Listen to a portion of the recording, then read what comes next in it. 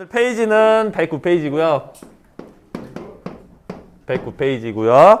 여러분들 오늘 할 주제는 어려운 내용은 아닙니다. 여러분들 어려운 내용은 아니고요. 109페이지 보시면 여러분들 제일 눈에 띄는 단어가 뭐야? 국제사회. 그래, 국제사회도 있지만 경쟁과 갈등입니다. 경쟁과 갈등 요겁니다. 요거를 배울 주제의 핵심은 갈등이야. 갈등. 여러분들 갈등이란 뜻이 뭐지? 칡나무랑 칡나무랑 등나무가 등나무가 얽히고 설키고 이런 거지. 얽히고 설키고 이런 건데 물론 한문 시간인 때 배웠으니까 아주 잘 배웠으니까 등나무, 칡나무 이야기가 나오는데 그렇게까지 모르셔도 되고요. 우리가 여기서 이해할 때는 갈등은 싸운다 또는 이제 뭔가 사이가 안 좋다, 조금의 미묘한 긴장감이 흐른다 라고 이해하셔도 됩니다. 아시겠죠? 그럼 이제 갈등인데 사람 간 사이에서도 갈등이 일어나고요. 국제사회에서 국가 간에도 갈등이 일어납니다. 국가들 사이에 국제사회에서 갈등이 일어난 이유가 뭘까?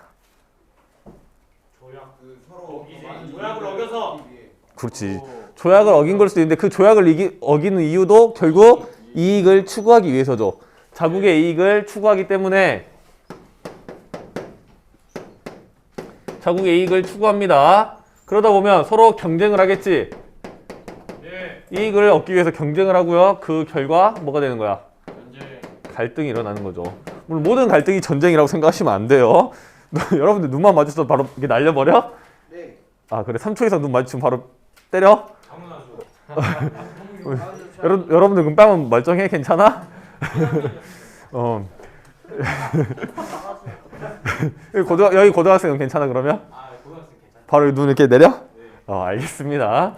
일단 우리 예를 들어 드릴게요. 여러분들 자국의 이익을 추구하다 보면 경쟁이 일어나고 그러면 결국 갈등으로 간다는 예시를 들어 드리면 여러분들 이제 모두 삼형제야. 형이 하나 있고요. 동생이 하나 있습니다. 여러분들은 몇째? 둘째. 여러분들은 둘째인데 여러분 딱 집에 갔더니 맘스터치 사이버거가 2개가 있어. 맘스터치 사이버거가 2개가 있습니다.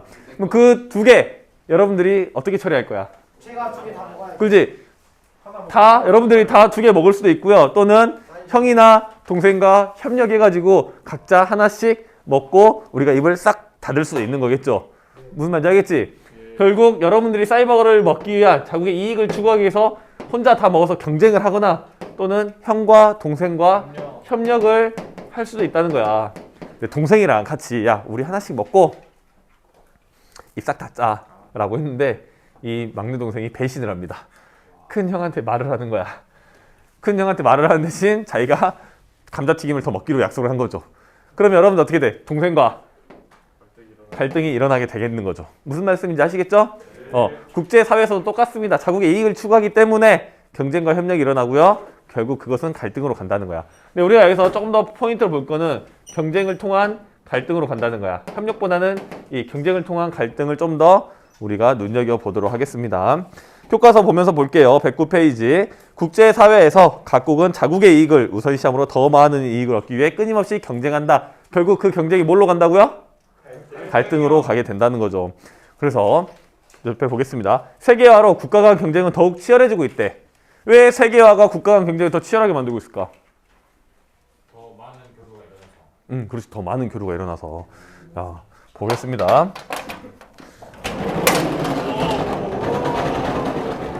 여러분들 500년 전에 딱 이 땅에 어떤 나라가 있었어?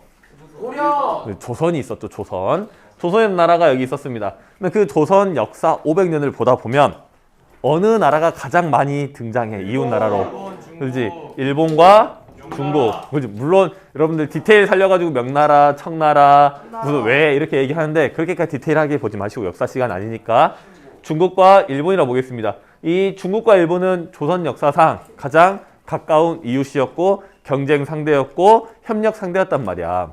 근데 지금 21세기 대한민국에서 가장 많이 등장한 나라가 어디야? 우리나라의 중국이요. 국제사회에서. 물론 중국도 있지만 좀 더 북한이요. 미국. 굳이 미국이죠. 미국. 야 봐봐. 우리 500년 역사에 중국과 일본이 등장이 주요 인물입니다. 물론 중간중간에 네덜란드 친구 하멜이 흘러 들어오기도 하고요. 아랍상인이 들어오기도 하고요. 뭐 미국 또 신미양요 때 나타나기도 하지만 주요 등장인물은 중국과 일본이었는데 왜 21세기 대한민국에서는 미국이 가장 중요한 외교 상대가 됐을까? 제일 강해서. 제일 그러니까. 그치? 그러면 제일 뭐 강력하고 강대국이고 영향력이 크다라고 칩시다. 그러면 왜 500년 전에 또는 이제 미국이 생겼던 200년 전에는 교류 상대가 별로 아니었을까? 그땐 별로 안 좋았어. 멀어서 그지? 멀어서. 이게 답이 나와야죠. 멀어서 라는 말이 나와야 됩니다. 멀어서. 근데 지금은 먼에도 불구하고 교류가 많이 되고 있지. 뭐 때문에 그랬어? 비행기에 세계화. 그지? 세계화. 아주 좋습니다. 세계화. 세계화 때문입니다. 세계화. 세계화는 뭘 가지고 왔어? 세계화가 뭐가 세계화를 가지고 왔어? 저번에 얘기했잖아. 그지? 교통통신 기술의 발달.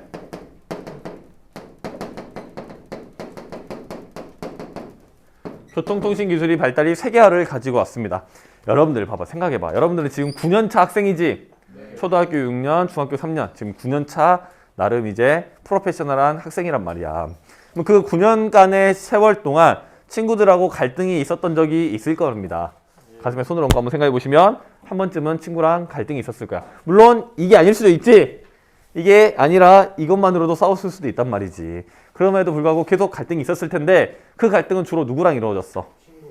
그지? 같은 반 친구 또는 같은 학교 친구 또는 더 나아가면 같은 학원 또는 같은 동네에 있는 학교에 있는 친구들이랑 다툼이 있었을 거란 말이야. 즉 근처에 있어야 갈등이 일어나는 거야. 근데 이 세계화는 훨씬 더 멀리 있는 사람들과도 교류가 가능하게 만들어졌지. 봐봐, 여러분들이 열심히 게임을 하고 있습니다. 무슨 게임 할래? 볼파이터. 기적의 건. 아무거나 말하세요 그냥. 기적의 건. 롤. 야, 롤 한대. 롤을 한다고 합니다. 롤을 하는데 갑자기 채팅이 날라와요. 막 욕을 합니다. 그래가지고 욕을 먹었어. 그래서 서울 어디로 찾아와 라고 하면 여러분들 찾아갈 수 있어? 아니요. 전화번호 주고 만약에 전화번호 주고 통신기술 발달하고요. KTX 타고 찾아갈 수는 있잖아. 무슨 말인지 알겠어? 더 멀리 있는 친구들과도 갈등이나 또는 교류가 발생하게 되는 걸 우리는 세계화라고 한다는 거야. 이해되셔요? 그럼 세계화가 결국 국제사회에 더 많은 나라들과 교류를 하게 됐고요. 더 많은 나라들과 갈등을 일으키게 될 수 있는 요지를 발생하게 됐다라고 정리하시면 되겠습니다. 아시겠죠? 보겠습니다. 세계화로 국가 간 경쟁은 더욱 치열해지고 있으며 다양한 분야로 확대되고 있습니다. 국가 간의 지나친 경쟁은 갈등으로 이어지기도 하는데 이를 평화적으로 해결하지 못할 경우 전쟁이라는 극단적인 상황으로 간다. 이 평화적으로 해결하는 수단은 뭐라 그랬어? 협력. 조약. 협동. 평화적으로 해결하는 모든 수단. 우리 저번에 얘기했잖아. 잘 모르겠으면 한 장 앞으로 가셔서 106페이지 왼쪽에 두 글자로 되어 있는 거 한번 읽어봅니다. 외교입니다. 외교. 정답은 외교입니다. 외교란 국제사회에서 한 국가가 자국의 정치적 목적이나 이익을 평화적으로 실현하기 위해 수행하는 모든 행위 자체를 이야기합니다. 평화적으로 해결하기 위한 모든 행위 자체를 우리는 외교라고 했습니다. 그래서 극단적인 예시로 간디 이야기도 해드렸죠? 간디 찾아와가지고 돈 달라고 합니다. 그 돈 안 주면 어떻게 돼? 살인. 전쟁이 나겠지? 그럼 이 돈을 주고 나는 평화를 사는 것 자체도 일종의 외교적 수단이라고 볼 수도 있는 거야. 극단적으로 얘기하면요. 이해되시죠? 넘어갑니다. 그럼 아래 내용 볼게요. 국제사회에서 경쟁과 갈등이 나타나는 원인은 다양하다라고 되어 있습니다. 그 다양한 원인에 대해서 우리가 살펴볼 건데 크게 세 가지로 나누어서 봅니다. 우리가 크게 세 가지로. 첫 번째로 자원과 관련된 갈등, 두 번째로 민족과 종교와 관련된 갈등, 세 번째로 환경과 관련된 갈등이 있습니다. 그래서 우리 교과서에 나와 있는 것들 가볍게 먼저 살펴보도록 하겠습니다. 첫 번째 자원과 관련된 갈등에서 카스피해 본 적이 있어. 카스피해. 카스피 해라고 하는 거 보니까 이거 뭐야? 해. 바다요. 그지 바다인데 이걸 두고 싸워요. 이걸 왜 두고 싸우냐면 이게 바다냐 호수냐 두고 싸웁니다. 바다로 볼 것이냐 호수로 볼 것이냐 이것을 두고 싸운단 말이야. 야 바다로 보든 호수로 보든 무슨 차이가 있으니까 싸우겠지. 한번 그걸 한번 바라보겠습니다. 일단 우리 가운데 카스피해가 있다고 칩시다. 이거를 둘러싸고 있는 나라가 A, B, C, D라고 있다고 치자. 그러면 이거를 바다라고 보게 되면 이 접하고 있는 면적 육지 면적에 비례해서 최대 12L의 영해를 주고요. 그 뒤로 배타적 경제 수역을 줍니다. 바다로 봤을 때. 그러면 누가 더 유리해? 많이 접해 있는 지역이 유리해? 좁게 접해 있는 지역이 유리해? 많이 접해 있는 국가가 바다로 보는 게 훨씬 유리할 거야. 근데 호수로 보게 되면 어떤 차이가 있냐면 여기에 이걸 잘라가지고 이만큼 잘라가지고 E라는 나라가 생겼다 칩시다. E라는 나라가 바다로 보게 되면 요만큼의 지점으로 영해를 갖게 되고요. C는 이만큼 갖게 되는 거야. 이만큼 기선을. 그러면 누가 더 유리해? 바다로 보게 되면 C가 훨씬 유리하지. 그러면 E 같은 경우는 불리할 거란 말이야. 근데 호수로 보게 되면 내가 요만큼 곁에 있든 요만큼 겹쳐 있든 이것은 균등 분배합니다. 좀 더 쉬운 말로 N빵 한다고. N빵. N빵. 요만큼이든 요만큼이든. 그럼 E는 뭘 주장하겠니? 무조건 죽자 살자 호수 주장하겠지? A나 B나 C는 바다를 주장할 거야. 근데 더 중요한 건 뭐냐면 카스피 해에서 물고기만 잡고 물만 쓴다고 하면 이게 바다든 호수든 큰 상관이 없을 건데 여기서 뭐가 발견되냐면 어마어마한 양의 석유, 어마어마한 양의 천연가스가 발견이 됩니다. 그러니까 이것을 뭘로 보냈다 해서 엄청나게 중요하게 여겨지게 되는 거지. 만약에 아까 우리가 동생하고 형이랑 뭘 두고 다퉜어? 햄버거를 주고 다퉜잖아. 햄버거 주고 갈등을 일으켰는데 여러분들의 부모님이 운 좋게 13주 연속 13번 연속 로또 1등이 당첨이 됐어. 그래가지고 여러분들이 수백억 자산가가 되셨습니다. 여러분들 부모님이. 그래가지고 회사도 하나 사고요. 집도 막 땅도 막 다 샀어. 그러면 이제 형이랑 사이버그로 안 싸우지? 뭘 두고 싸워? 그렇지. 회사 경영권. 여러분들이 아침 드라마 주인공처럼 회사 경영권을 두고 싸울 수 있고요. 엄청난 양의 땅과 엄청난 양의 건물을 두고 싸울 수 있단 말이야. 그럼 사이버그를 두고 다퉜던 그 갈등하고 수준이 다르겠지? 여기도 그렇습니다. 여기도 자원이 많이 발견되니까 그 다툼의 수준이 달라지게 되는 거지. 그래서 바다냐 호수냐를 두고 싸웠던 나라들이 여러분들 교과서 109페이지 밑에 활동 보시면 나라들이 나와 있죠. 러시아, 카자흐스탄, 아제르바이잔, 투르크메니스탄, 이란 이 5개의 나라가 이것을 두고 다퉜습니다. 그 전에는 러시아가 소련 시절에는 카자흐스탄, 아제르바이잔 모두 다 소련 연방이었기 때문에 여기를 두고 접하고 있는 나라는 소련과 이란뿐이었어. 하지만 독립을 하게 돼서 각자의 국가로 나누어지게 되면서 서로 간의 이해관계가 나누어지게 됩니다. 이해관계란 말이 무슨 말인지 아시죠? 뭐야 이해관계가? 이해하는 관계. 그렇지. 여러분들 물어보면 99% 서로 이해하는 관계라고 말을 하는데 여기서 말하는 이해관계는 손해와 이익, 즉 이익과 손해가 엮여있는 관계를 이야기합니다. 그러니까 이해관계란 말이 무슨 말인지 알겠지? 손해가 되느냐, 이익이 되느냐 엮여있는 관계야. 그러면 여기서 각자 접해 있는 부분이 좀 달라, 지도를 보면. 그럼 누구는 바다를 주장했을 거고요, 누구는 호수를 주장했을 거란 말이지. 그 차이점 아시겠죠? 결국 뭘로 보기로 결정했냐면 바다로 보기로 결정을 했습니다. 2018년에 결정이 났어요. 근데 그냥 바다는 아니야. 그냥 바다는 아니고요. 특수한 지위를 가진 바다로 보기로 결정을 했어. 즉 해양법에 따라서 이 영해를 결정하는 것은 바다를 기준으로 하지만 이 안에 있는 자원들은 공동 개발해서 공동 분배하자라고 결정이 납니다. 무슨 말인지 아시겠어? 말 그대로 그냥 특수한 지위를 가진 바다야. 여러분들 이 나라들 보면 아시겠지만 누구의 입김이 가장 강했겠니? 그죠? 여러분들이 말한 그 러시아의 입김이 상당히 강력하게 발생해서 특수한 지위를 가진 바다로 결정이 됐다라는 겁니다. 즉 안에 있는 자원은 어떻게 나눈다고? 엠빵 말고요. 공동 분배를 한다라고 알아두시면 됩니다. 여기서 근데 우리가 체크 하나 해야 될 게 뭐냐면 이미 끝난 갈등이지. 벌써 이제 4년이 되고 있는 갈등이야. 근데 왜 이걸 내가 여러분들에게 가르쳐 줄까? 시험을 내니까. 꼭 시험뿐만이 아니라 이미 끝난 갈등이긴 하지만 우리가 여기서 보고 볼 수 있는 점들이 좀 많이 있죠. 첫 번째로 갈등이 왜 일어나는지 볼 수 있고요. 갈등이 해결되는 방법이 꼭 이지선다가 아니라 다양한 해결 방법이 있을 수도 있다는 것들을 우리가 볼 수 있으니까 이거를 가르쳐 드리는 겁니다. 아시겠죠? 네. 여러분들 봐봐. 근데 카스피해는 자원이 너무 많아서 갈등이 일어났지. 그렇지. 물고기만 잡는다 그러면 저거 그렇게 오랫동안 싸우진 않았을 거 아니야. 근데 석유와 천연가스가 있으니까 다툼이 일어나는데 자원이 부족해서 발생하는 갈등도 있어. 주로 어떤 게 있을까? 사람한테 꼭 필요한데. 그렇지. 물입니다. 물 부족한 대륙이 딱 어디야? 아프리카. 아프리카에 있는 딱 유명한 강. 나이가 그지, 나일강.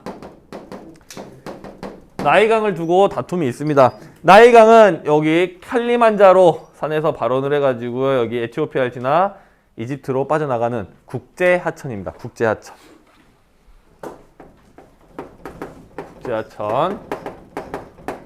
국제 하천이라는 것은 여러 나라를 통과하는 하천, 즉 국경을 통과하는 하천을 우리는 국제 하천이라고 해요. 여러분들 이렇게 듣고만 있으면 안 돼. 국제 하천 적어두셔야 돼요. 국제 하천. 국제 하천은 여러 국가를 통과하는 하천 또는 여러 국경을 통과하는 하천이라고 적어두시면 됩니다. 이 국제 하천으로서 갈등이 일어나는 이유는 뭐냐면 상류에 있는 국가와 하류에 있는 국가가 서로 다른 국가이기 때문에 그래. 아프리카는 물이 부족하지. 근데 물이 더 많이 쓰고 싶으면 어떻게 해야겠니? 댐을 만들어. 댐. 여러분들 계곡 생각하시면 편합니다. 계곡에 가면 여러분들 원하는 만큼 수심이 깊지 않지? 그치? 물 전체 잠길만큼 깊지 않단 말이야. 그러다 보면 우리가 물이 흘러가는 부분에다가 돌로 막아. 그럼 수심이 좀 깊어지겠지? 대신 밑에 있는 사람들 어때? 노잼이요. 짜증 나겠지. 물이 안 흘러나오니까. 그러면 이렇게 덩치 큰 아저씨들 올라오면 여러분들 어떻게 바로 돌 치워야 될 거 아니야. 그런 것처럼 여기 나일강도 상류에 있는 에티오피아가 여기다가 댐을 만들려고 합니다. 댐을 건설하려고 하자 하류에 있는 이집트가 이거에 대해서 반발하는 거야. 너 그 댐 막으면 나 너랑 전쟁도 불사하겠다 라고 이야기를 하는 거야. 왜 전쟁까지 불사할 만큼 갈등이 심해진 거야? 물이 중요하니까. 부족하니까. 그렇지, 물이 부족하니까. 그래서 상류에 있는 에티오피아와 하류에 있는 이집트의 갈등이라고 생각하시면 되겠습니다. 아시겠습니까? 일단 자원에 관련된 갈등은 여기까지 보고요. 민족과 종교에 대한 갈등은 여러분들 교과서에 나와 있는 중국만 보겠습니다. 중국 내에서 소수민족 두 개가 있어요. 하나는 티베트 또는 티베트라고 적죠. 여기는 위구르족이 있습니다. 일단 먼저 티벳과 위구르는 중국 내 소수 민족이고요. 티벳은 원래 중국이 아니었습니다. 중국이 아니었는데 중국 공산당이 중국을 만들면서 이제 강제 병합시킨 지역에 들어갑니다. 그래서 이 티벳은 이 종교가 뭐냐면 불교예요. 불교. 이 티벳 불교라고 불리우는 불교인데 이 티벳에는 티벳 불교의 지도자, 종교적 지도자가 있어. 혹시 이름 아니? 간디는 아니고요. 라마인데 무슨 라마? 오바마 아니고요. 달라이 라마라고 있어요. 달라이 라마는 종교적으로 죽지 않는다라고 하죠. 죽지 않고 영원히 죽지 않아요. 사람이 안 죽을 수 있나? 죽어. 사람은 죽어. 단 종교적으로 죽고 나면 새롭게 환생을 한다라고 믿습니다. 이 달라이 라마가 죽고 나서 그때 태어난 아이가 환생을 했다라고 믿는 것입니다. 어쨌든 이 불교를 믿고요. 티벳 불교를 믿고 중국으로부터의 탄압을 받고 독립을 요구하고 있지만 중국은 어떤 논리로 독립을 시켜주지 않고 있어. 홍콩에게도 대만에게도 모두 다 이 논리를 적용하죠. 중국은 하나다. 중국은 하나라는 논리로 독립을 시켜주지 않고 있습니다. 알아두세요. 그다음 위구르는 신장 위구르 지역 이쪽 위쪽에 티벳은 이쪽이고요. 신장 위구르는 위쪽입니다.